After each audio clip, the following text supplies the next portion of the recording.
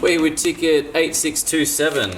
It's a beautiful Buffet RC Green line. This one looks like it's going to be a standard service. Let's start with our top joint here. And there's some telltale signs. You can see the build-up of residue and gunk in the tone holes here in the chimneys. The top joint feels mechanically quite good. Quite tight spring tension on this one. Not too unhappy with the regulation here. The big issue going on with this one, which is not really that big, but out of the ordinary part of this, is we've got a snapped flat spring and our side B flat here. So we're going to change that spring. Everything else seems quite standard. Some little bit of tarnish on the keys and the posts. Moving on to the bottom joint. Here we have, get this in the frame, bottom joint of our green line, and mechanically it's feeling quite good. Again, the big giveaway is the build-up of gunk in the chimneys, and that's telling us that this is going to want some more key oil. The key oil is almost definitely quite dry. Not too unhappy with that regulation. So we'll get this one pulled apart, cleaned, re-regulated where needed, and we'll replace that flat spring. The bell and the barrel are both in quite good nick, so I'm not too worried about there. Some standard build up in the tenon receivers, what you'd expect to see. Alright, so we're just going to do a bit of a before shot on some of this key work so you can get an idea of the tarnish that we'll get rid of. Here's a good one here. It's the kind of tarnish that we're dealing with.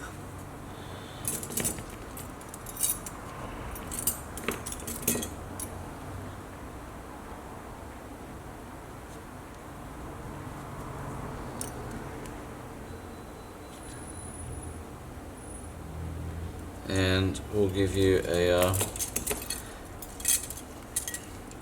the after shot as soon as we get these keys cleaned up. It's going to be a bit of elbow grease, but I think it's worth doing for this clarinet.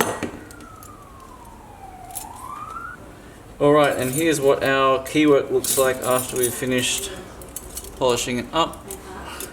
I hope the camera is picking up the difference. It looks quite different to me here. I'll give you some more examples of some areas that were quite bad.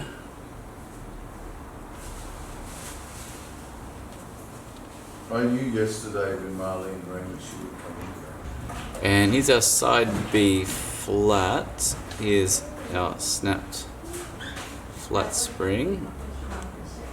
There it goes. Whoop. And it also needs, obviously, a cork replaced. You can see just the adhesive is left over here.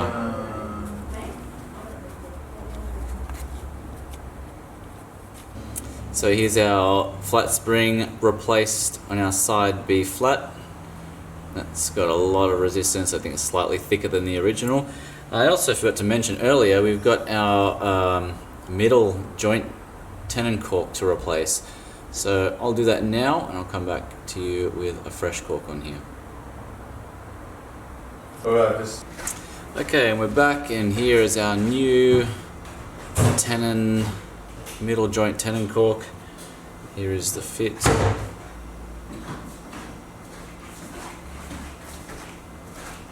Decent amount of pressure to get that closed, and that's going to seal very, very nicely. I've left it probably a tiny bit oversized because we do know that they shrink and compress over time. So there we go.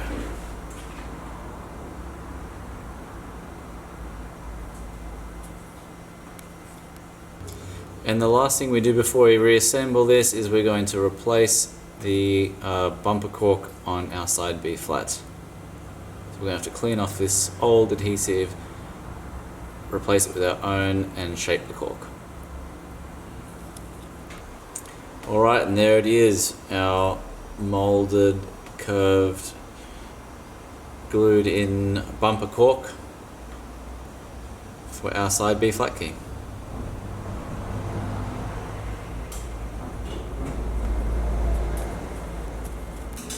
Alright, I forgot to mention that when we earlier I was cleaning the keywork, we saw this tear in the pad here. It is not quite on the seat, but it is on just on the inside of a tone hole. So we're going to change this one. That definitely is going to be causing a micro leak. We're going to change this pad out to a beautiful chocolate roux leather pad that will be waterproofed, and I'll come back and show that to you in a moment. Then we should be ready to assemble our top joint keywork. Okay, so we've just replaced that pad with a new chocolate roux leather pad. We've got a nice seat in it already. It's treated, waterproofed, ready to go. That one's going to seal very nicely. So we'll now move on to reinstalling all the keywork onto the top joint.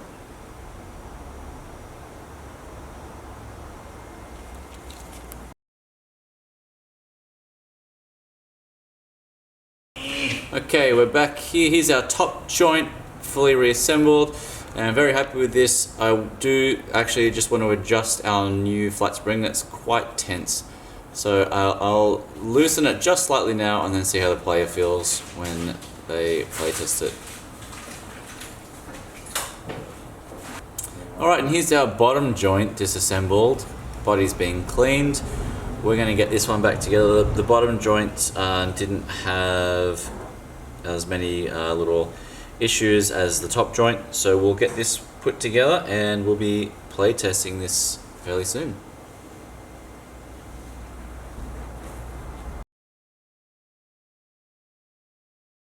Okay, and here's our bottom joint assembled. No real dramas getting this back together, although you can see I've been leak testing it, and one little adjustment I made was on this C sharp, F sharp, C sharp lever. That was just holding our pad open just a fraction, so we've made a slight adjustment there. Otherwise, here's what we're looking like. Here's our bottom joint. Got the mag machine here. You saw the red arm, our meter rise up to 10.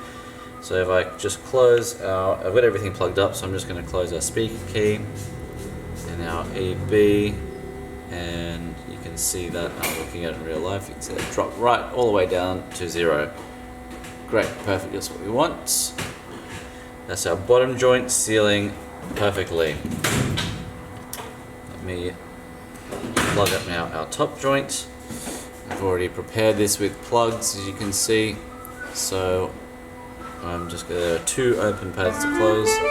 Close these, keep your eye on the meter here. Boom, closed, and shooting straight down very efficiently, all the way down to 0. So our top joint is sealing perfectly.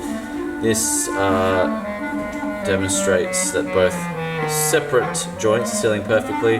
The one caveat to this, of course, is our bridge regulation, which we need to assemble, for which we need to assemble both joints, but that's just going to be assessed in the quality of the long B flat tone we get out of that long B flat fingering, which I will demonstrate shortly in a playtest. But that was one of our, yes, that was our new cork here. That felt really, really good just in putting that together. So it's a nice tight fit, and it'll be perfect with a little bit of cork grease. So that brings us to the end of our service of this Buffet RC Greenline. I'm really excited to hear this one play. I think we'll get the player in to give it a play test and make sure the ring heights and things are correct. that'll be the final adjustments that we make when we do our playtest. Ring heights, but that is quite a personal preference. So we'll see what the player ends up liking. And there it is.